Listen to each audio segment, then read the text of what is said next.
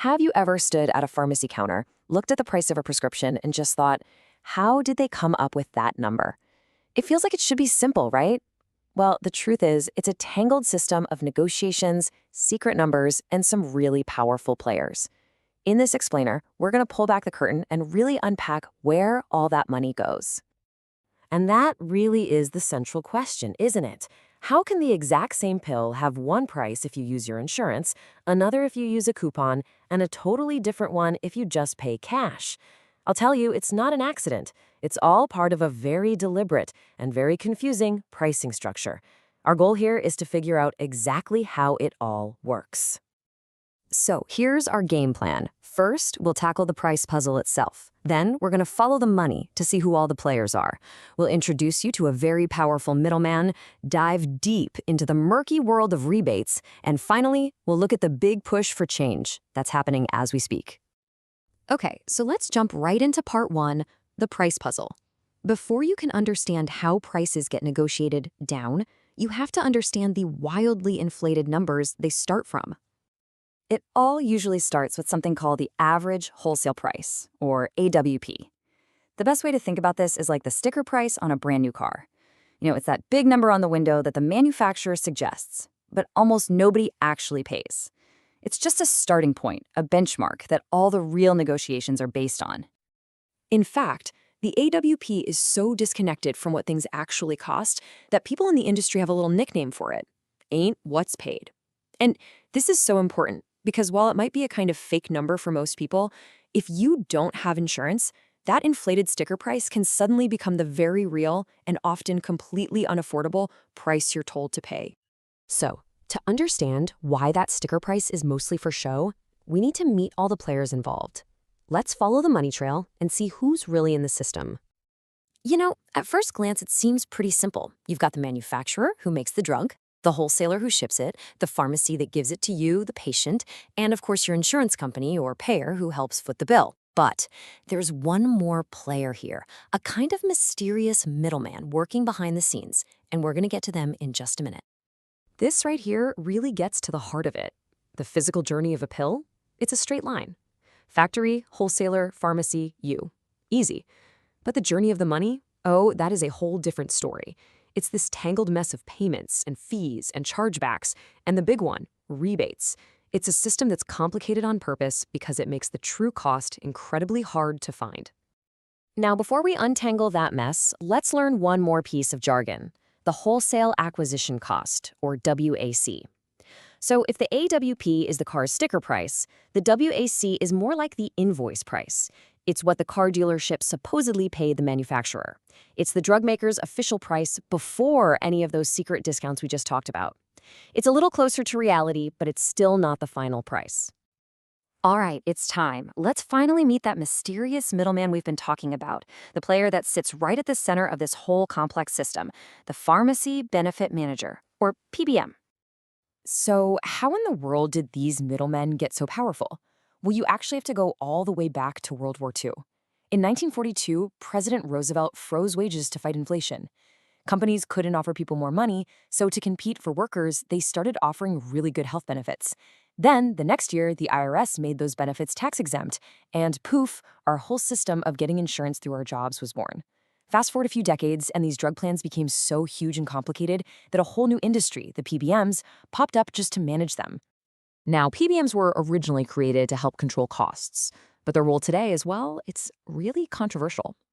This quote from research published by the National Institutes of Health puts it pretty bluntly. Critics argue that PBMs use their enormous power in the market to increase their own profits, not to actually lower costs for you and me. And here's where all that power comes from. PBMs are the gatekeepers. They decide which drugs get on an insurance plan's formulary. That's just the official list of medicines that the plan will agree to cover.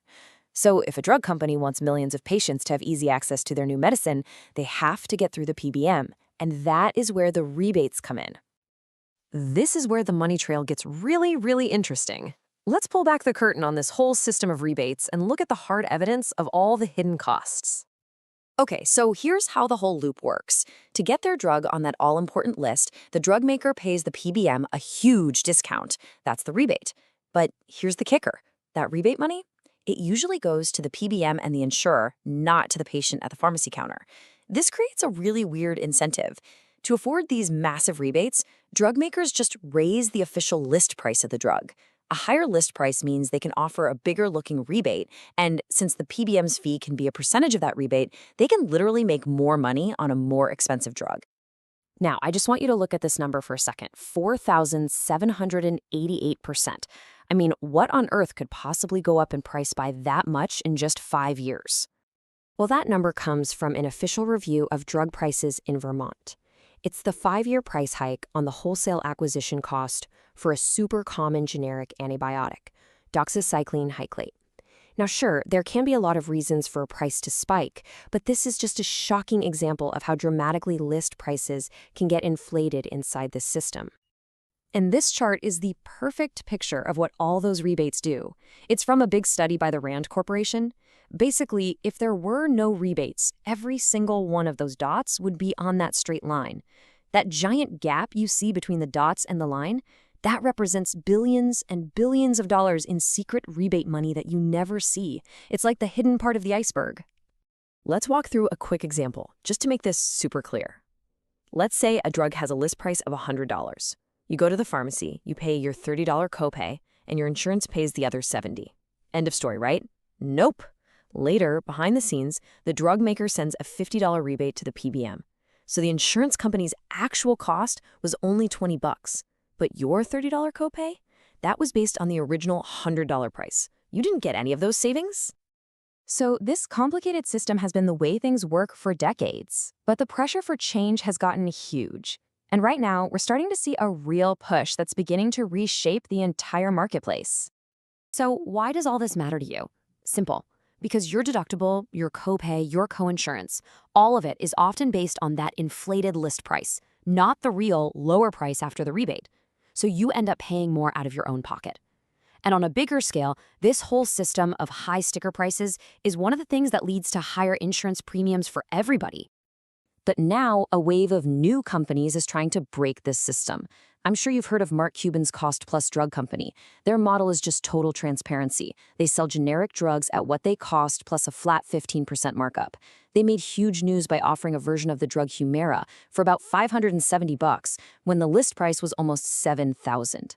Then you have companies like GoodRx that show you all the different prices and help you find coupons, often letting you bypass your insurance entirely to get a better deal. And it's not just companies. The federal government is finally stepping in. The Inflation Reduction Act of 2022 was a landmark change.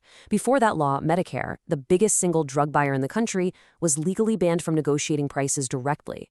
But starting in 2026, that all changes. Medicare will start negotiating prices on its most expensive drugs, basically cutting the PBM middleman right out of the deal for those meds.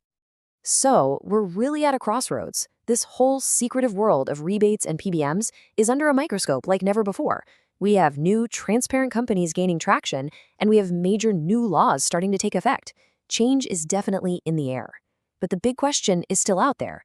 In this massive, high-stakes battle over the price of a pill, who is ultimately going to win?